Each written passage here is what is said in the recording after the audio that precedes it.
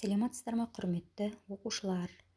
Бүгінгі біздің өтетін сабағымыз сан есімнің мағыналық түрлері.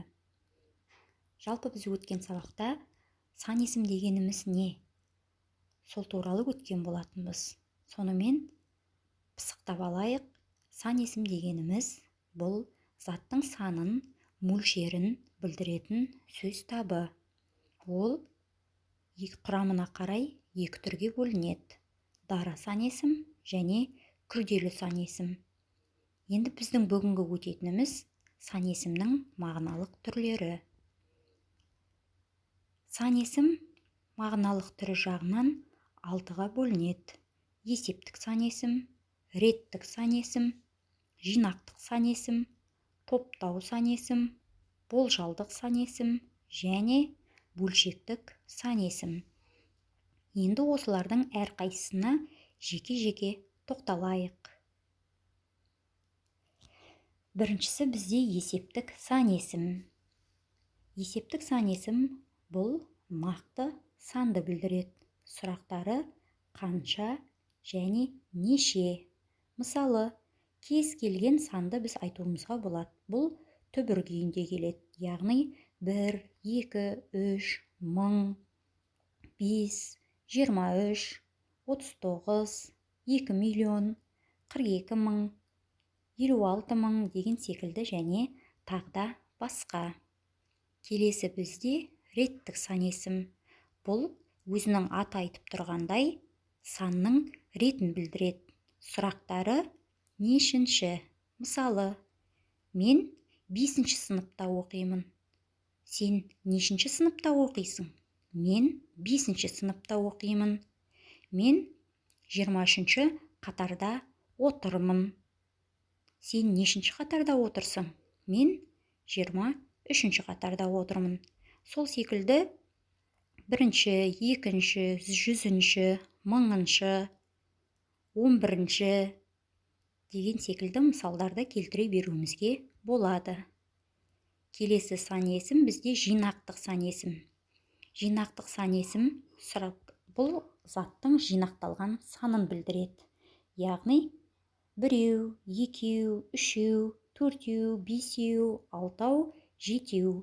Жинақтық сан есімнің бір ерекшелігі ол 1-ден 7-ге дейінгі сандарға ғана ау, еу жұрнағы жалғану арқылы жасалады. Біз 10 еу, 11 еу деп, немесе 1000 еу деп олай айта алмаймыз. Тек қана 1-ден 7-ге дейінгі сандардың аралығында жинақтық сан есім жасалады. Сұрақтары қанша және нешеу? Егер бұл сан есім сіздерге түсінікті болса, бізде келесі сан есіміміз топтау сан есімі. Топтау сан есімі бұл заттың санын топтап көрсетеді. Сұрақтары нешеден және қаншадан? Мысалы, 1-1-ден, 2-2-ден, 100-100-ден, 3-3-ден. Мысалы, біздер кейде сабақта айтамыз, 3-3-ден бөлініп, топқа отыра қойыңдар деп. Сол секілді сондай мысалдардың барлығын біз топтау сан есіміне жатқызамыз. Және топтау сан есімінің бір ерекшелігі, бұл жерде топтау сан есімі екі сан есімнің қос-қостан 2-2-ден айтылуымен жасалады. Мысалы, 1-1-ден, 2-2-ден, 3-3-ден, 4-4-ден, 10-10-нан. Мысалы, бүгін оқушылар 10-10-нан сабаққа келе жатыр. Және тағда басқа. Болжалдық сан есім. Болжалдық сан есім аты айтып тұрғандай заттың санын дәл емес, тек болжап қана көрсетеді. Сұрақтары қанша, неше? Мысалы, 10-даған, 2-лерде, 10-12, 20 шақты. Мысалы, бізде кейде анамыз айтуы мүмкін: бүгін үйге 10 шақты кісі қонаққа келуі мүмкін. Яғни, ол нақты кісінің санын айтып тұрған жоқ, жай ғана болжап тұр. Немесе, біздің үйдің 10-даған ешкісі жоғалып кетті. Яғни, 1 ешкі, 10 ешкі деп айтып тұрған жоқ, ол жерде жай ғана болжап тұр. Нақты біз ол ешкінің неше сан екендігін біліп тұрған жоқпыз. Немесе бүгін апай екілерде сабақ сұрайды бізден.